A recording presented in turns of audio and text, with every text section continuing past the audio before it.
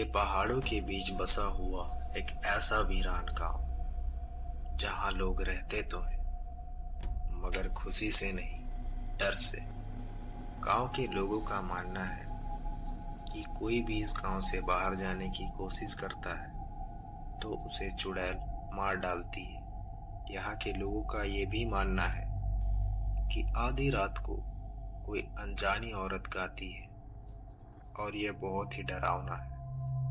जब वो गाती है तो ऐसा लगता है कि मौत चली आ रही है। इस गांव में जीना मौत से तो कम नहीं था, क्योंकि भरतपुर गांव एक श्रापित गांव था।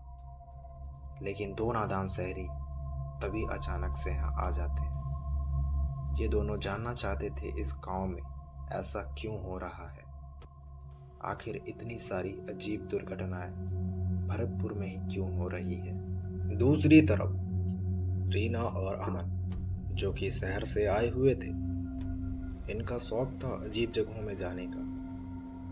तभी इन्हें भरतपुर गांव के बारे में पता चला और दोनों यहाँ तुरंत आ गए। अपने शौक के चक्कर में दोनों यहाँ आ तो गए थे, मगर अब वापस कैसे जाएंगे। इन दोनों ने आ बैल मुझे मार कहावत को न्योता दिया है। आइए कहानी में देखते हैं, क्या ये वापस जा पाएंगे या फिर प्यासी चुड़ैल इनको भी अपना शिकार बना लेगी। रास्ते में चलते चलते टीना के दिमाग में बहुत सारे सवाल गूंज रहे थे, क्योंकि इस गांव में बिल्कुल भी कोई अजीब घटना नहीं घट रही थी। तो किसी भी इंसान को लगेगा ही ये सब झूठ है। जो हमने कहानी सुनी थी इस गांव के बारे में, क्या वो सच है। टीना के दिमाग में बहुत सारी बातें घूम रही थी। तभी वो अपने भाई से आखिर में पूछ ही लेती है और अपने भाई को बोलती है, भाई ये सब सिर्फ कहानियां हैं, हमें इसमें नहीं पढ़ना चाहिए। टीना सोचो, अगर ये सच हुआ तो हम पहले होंगे जो इसका सच दुनिया तक लेके आएंगे। इतना बात करने के बाद दोनों अपने रास्ते में आगे बढ़ जाते हैं। कुछ दूर तक चलने के बाद दोनों को गांव का एक अलग ही नज़ारा देखने को मिल रहा था। ऐसा लग रहा था जो शुरुआत में गांव था उससे वो बहुत ही ज़्यादा अलग था। पहले कुछ अलग गांव लग रहा था, लेकिन धीरे धीरे जैसे वो गांव में अंदर जा रहे थे, उन्हें गांव में कुछ परिवर्तन देखने को मिलता है। जहां पर टूटे हुए मकान और सूखे पेड़ और यहाँ के घर के दरवाजों पर खून से लिखी हुई एक ऐसी बात जिस पर लिखा हुआ है, इस गांव में कभी मत आना। लेकिन कहते हैं ना, जिज्ञासा मनुष्य को उसकी सोच से भी और मौत से भी आगे ले जाती है। इतना सब कुछ देखने के बाद रीना बहुत ही ज्यादा डर जाती है और अपने भाई से बात करने लगती है और बोलती है, भाई ये जगह ठीक नहीं है, चलो वापस चलते हैं। अब हम यहाँ आ ही गए तो सच्चाई जाने बिना नहीं लौटेंगे। रीना बहुत ज्यादा डर गई थी, मगर अमन बिल्कुल भी नहीं। अमन ने अपने मन में ठान लिया था, चाहे कुछ भी हो जाए वह भरतपुर के राज के बारे में जानकर ही रहेगा। आखिर जिस रीना को शुरुआत में कुछ अजीब नहीं लग रहा था, वह अचानक से इतना डर कैसे गई। आखिर ऐसा क्या हो गया था। पर वो कहते हैं ना, किसी किताब को उसकी ऊपरी आवरण से नहीं आंकना चाहिए। वही रीना के साथ हो रहा था, पर अब कर भी क्या सकते थे। दोनों आगे बढ़ते हैं। तभी अचानक से तेज हवा चलने लगती है, बिजली गिरती है। दोनों डर जाते थे। दोनों डरे हुए तो थे, मगर अब कोई चारा नहीं था सिवाय आगे बढ़ने के। लेकिन सच की तलाश में निकले ये दोनों अब लौटने वाली तो बिल्कुल नहीं थे।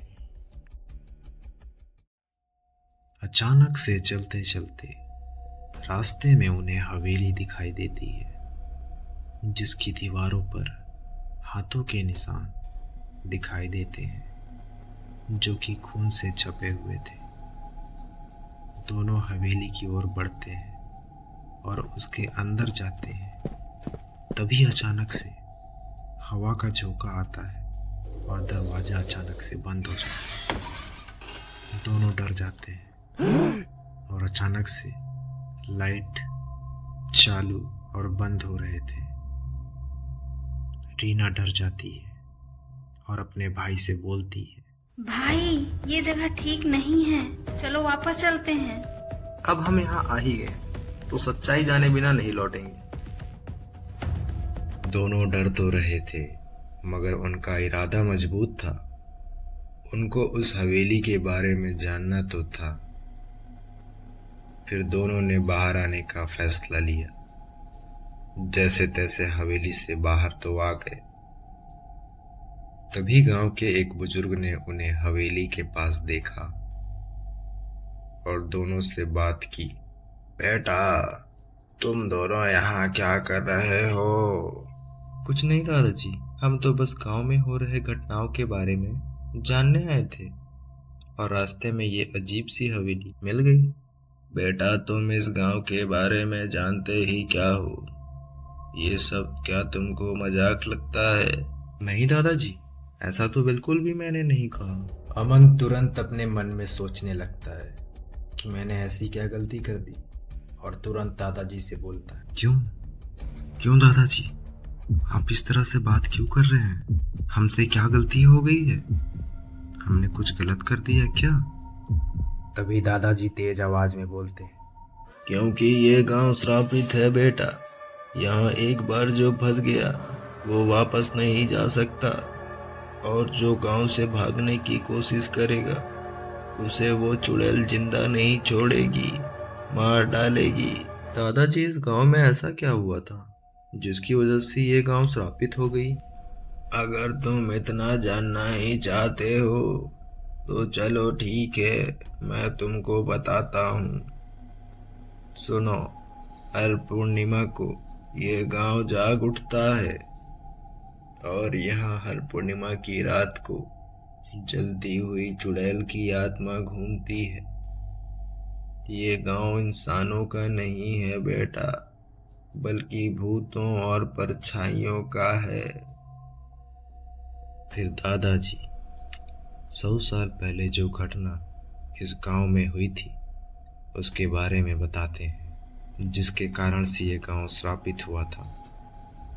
100 साल पहले इसी गांव में एक औरत रहा करती थी जो कि बहुत ही सुंदर थी, लेकिन गांव वालों का मानना था कि वो टोना जादू करती, पर ऐसा बिल्कुल नहीं था। मगर गांव वालों का मानना था कि वो टोना जादू जानती है, इसलिए उसे चुड़ैल की नजर से देखते थे। तभी अचानक से उसी गांव में एक बच्चे की मौत हो जाती जो कि अजीब था और गांव वालों का मानना था ये एक टोना जादू से ही हो सकता है और ऐसा सिर्फ वो औरत ही कर सकती है जिसे वो लोग चुड़ैल मानते थे। तभी गुस्से से लाल गांव के लोगों ने आओ देखा ना ताव देखा और उस औरत को पकड़कर चौराहे पर जिंदा जला दिया। औरत चीखती हुई चिल्लाते हुई बचाओ बचाओ बचाओ, पर किसी ने उसकी एक न सुनी।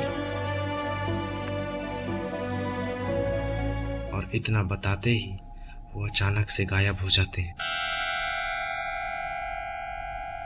रीना और अमन डर जाते हैं। तभी रीना, भैया ये हम कहाँ फंस गए? अमन अपनी बहन को बोलता है, तू डर मत रीना, मैं हूं ना, जब तक मैं हूं तुझे कुछ नहीं होगा।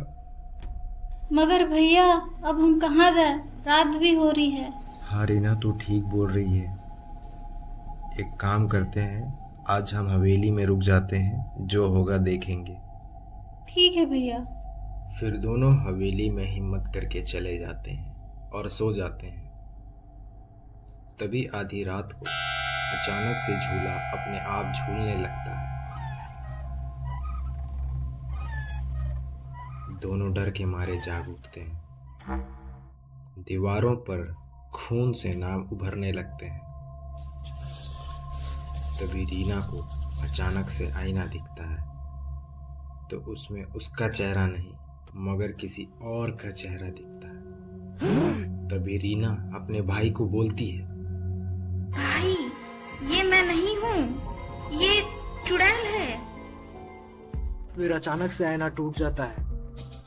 जैसे ही आईना टूटा पूरा कमरा सन्नाटे से भर गया, लेकिन एक फुसफुसाहट जो बहुत डरावनी सी थी अभी भी गूंज रही थी। फिर अमन तहखाने की ओर अकेले ही चला जाता है। रीना इतना डर जाती है कि कुछ बोलने की हालत में नहीं रहती है। इसलिए अमन अपने मन में सोचता है कि इसको इस चीज़ में घसीटना नहीं चाहिए। आगे का सामना मैं अकेले ही करूँगा, चाहे जो भी हो जाए। फिर वो महल में अकेले ही आगे जाता है और धीरे धीरे तहखाने तक पहुँच जाता है। उसके बाद अमन रीना को नीचे तहखाने में बुलाता है और संदूक दिखाता है जिसमें हड्डी और राख दिखाई देती है। और फिर अचानक से औरत की आत्मा प्रकट होती है जो कि बहुत ही ज्यादा गुस्से में लग रही थी।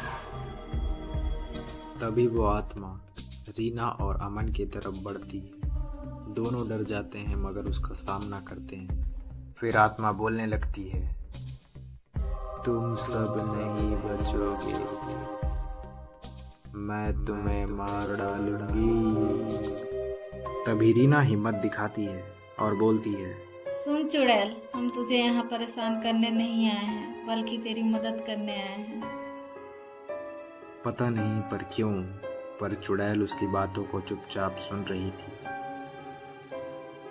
अचानक से रीना की बात जैसे खत्म होती है वैसे चुड़ैल बिना कुछ बोले गायब हो जाती है और दोनों ने उसकी हड्डियों का अंतिम संस्कार किया और उसकी आत्मा धुएं में बदल गई। फिर दोनों वहां से बाहर आ जाते हैं। फिर सुबह हुई, गांव वाले खुश थे। सबको लगा श्राप खत्म हो गया और सब अमन रीना का धन्यवाद कर रहे थे और उन्हें विदा करने की तैयारी कर रहे थे। लेकिन तभी आसमान पर अंधेरा सा छा गया और बिजली कड़कने लगी। सब के सब डर गए और फिर गांव के चौराहे पर खून से लिखा हुआ शब्द उभरने लगा और वहां पे लिखा था, मैं वापस आऊंगी। गांव वालों को लग रहा था कि श्राप खत्म हो गया है, लेकिन असली डर तो अभी शुरू हो रहा था। देखते हैं क्या चुड़ैल अपना बदला ले पाती है।